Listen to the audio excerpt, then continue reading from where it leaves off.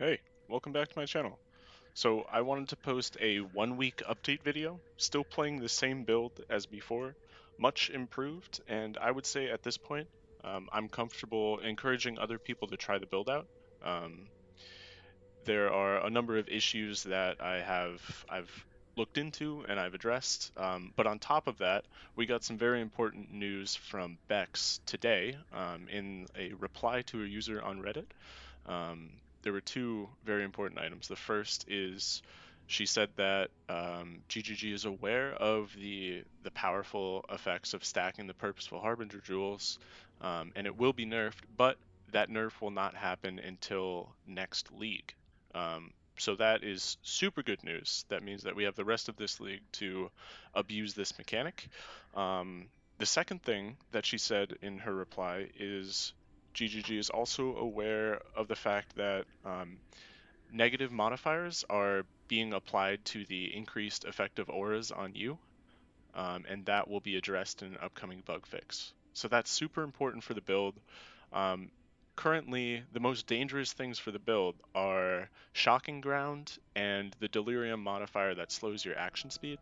That modifier essentially will lock you in place for 3 to 5 seconds, which is, as you can imagine, quite dangerous in the middle of a Delirium encounter.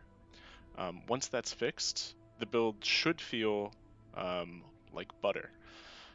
There still, of course, will be some things that are difficult for it, as there are for all builds, but since those are the two things right now that I actively try to avoid, I'm very happy to see that they are being addressed.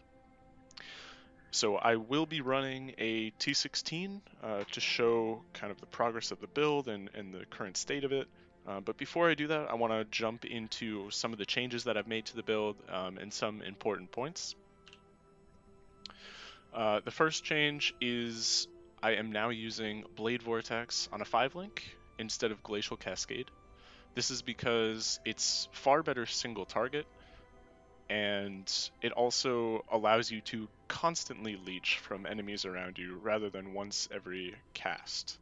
This is very good for the times that I've mentioned when you're kind of stuck either in tar or in delirium or wherever, because any enemies around you that are hitting you are going to be also being hit by Blade Vortex and leeching back that energy shield to you. I still am using Wave of Conviction in a 4-link now, um, and I will really quickly explain the support gem choices that I've done here. So Wave of Conviction is primarily now being used to apply its exposure, although it does still have a very high amount of damage, roughly 3 times a second. Um, so the cooldown time you'll notice is 0.38 now, and it does a high end of 120,000 damage. So it's 0.38 because I've put cooldown recovery on some boots. That's another important piece that will drastically increase damage if you can increase the number of casts. Um, Wave of Conviction is supported by Controlled Destruction. We are no longer crit, which is something I will be getting into. So this is just purely upside for us and added fire damage. And the reason that I'm using added fire damage and not a potentially better support gem for Wave of Conviction is that it has a mana multiplier of 120 rather than 130. I looked through all of the gems, tried out a number of combinations, and this is the highest damage we can get and still have mana available for us. Our Blade Vortex is supported by Elemental Focus, Controlled Destruction, and Physical to Lightning. So Controlled Destruction and Elemental Focus are the two highest damage modifiers that we can get. Um, and then we have Physical to Lightning, which is very important because we want to be converting all of our physical damage to elemental damage.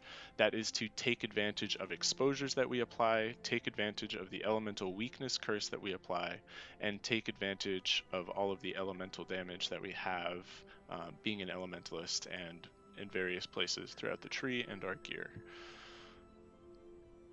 Um, so I mentioned that I switched to non-crit. The reason for this is because I did the math on my effective crit chance, And it turns out that going Elemental Overload is actually just straight up more damage than our relatively low crit chance was providing previously. So it also allows us to save some passive points, which I was able to pull into some better defenses, which is very important. Before we were at 6,000 energy shield, which was on the low side, and it still felt relatively okay, but there were some times where it was pretty dangerous to be on 6,000 energy shield. Now we're on 8,000 energy shield, which it feels much better.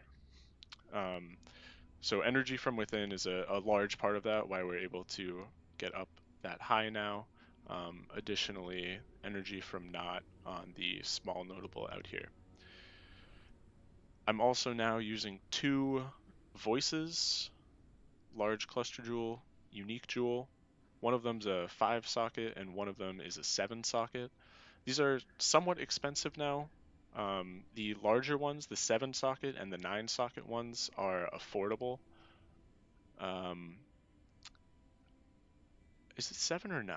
I don't remember what the maximum is, but the largest one, whatever the case is affordable. Anything smaller than that starts to go up exponentially in price. The 3 socket ones are, I think, like 60x, and the 1 socket ones are something like 200x right now.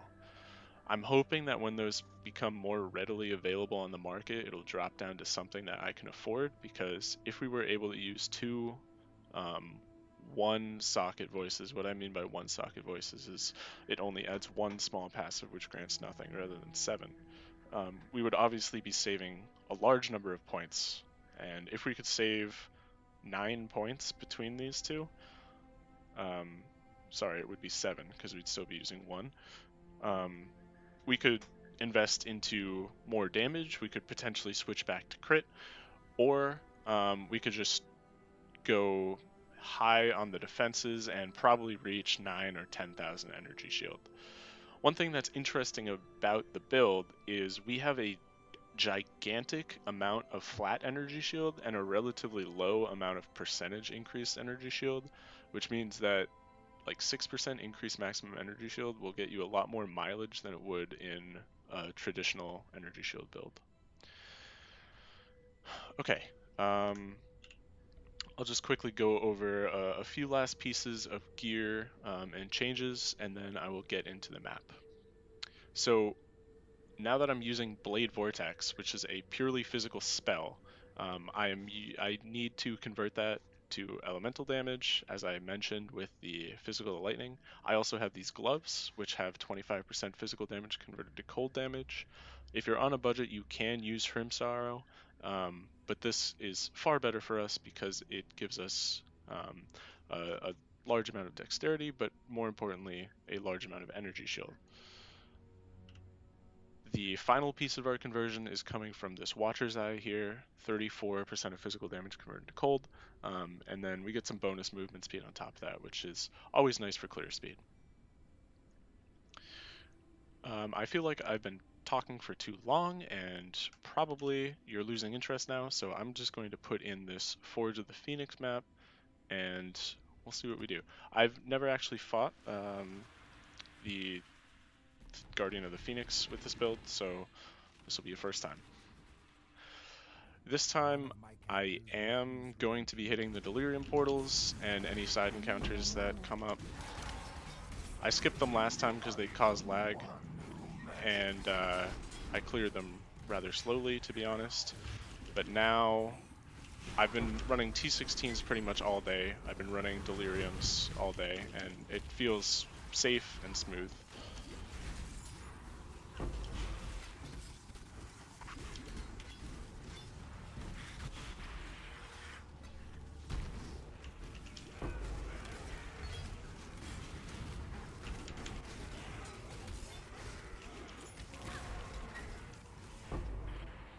I'm really bad at clicking on loot. Don't judge me for going back and picking up these small items, please.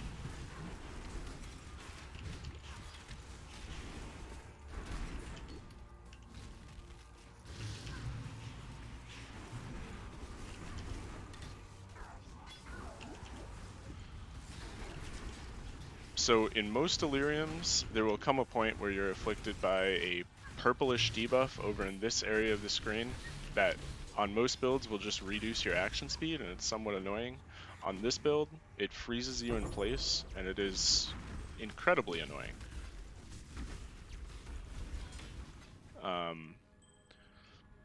Right, so if I hadn't gone back and picked up loot, could obviously have kind of rode that Delirium out further.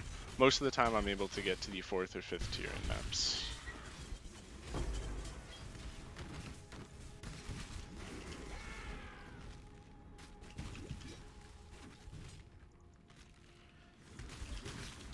I've also been able to kill bosses most of the time while affected by Delirium, but I am not even going to try to think about that against a Guardian, a Shaper Guardian.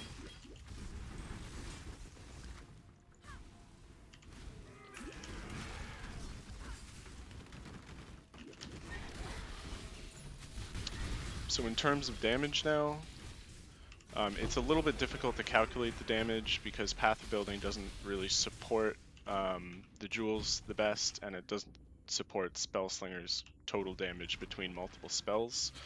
However, rough calculations puts us at approximately 1.2 million, which, you know, it's pretty decent.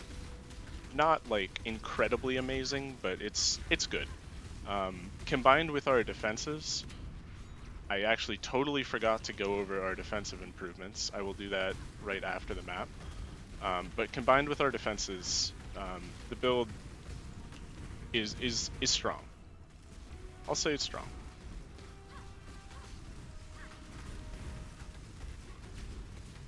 As I said, I would recommend, if you are looking for something fun and somewhat unique, give this build a try. And I am taking a lot of damage from this guy. So, Guardian of the Phoenix does this thing where he reduces your fire resistance, which is super annoying.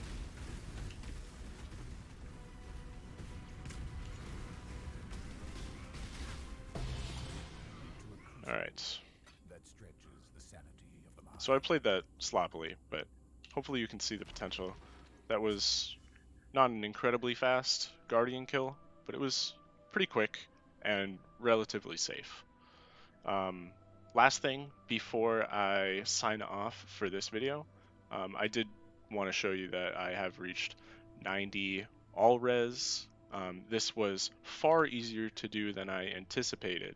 My original plan was to force my purity gems to level 23 by having a level 21 in Prism Guardian and a level 20 or 21 in 2 unset rings with +3 levels. But all of these purities are level 20, and because of my ridiculous amount of increased aura effectiveness, that's enough to get to 90% all res. Also, our evasion rating, 18,000. Once again, no evasion rating scaling, so it feels pretty good when you're barely getting hit in maps. With the Stip Knight up, we have 65% chance to evade, and enemies are blinded. So the defenses are in a pretty good spot. I'm still working on min-maxing a few things, but I would say this is probably the end state of the build, or at least very close to it. Anyways, thanks for watching, and if you have any questions, as always, post them on YouTube, PM me on Reddit, or tune into my Twitch channel, where I will be playing this build and talking about it with anybody that wants to talk with me. Thanks.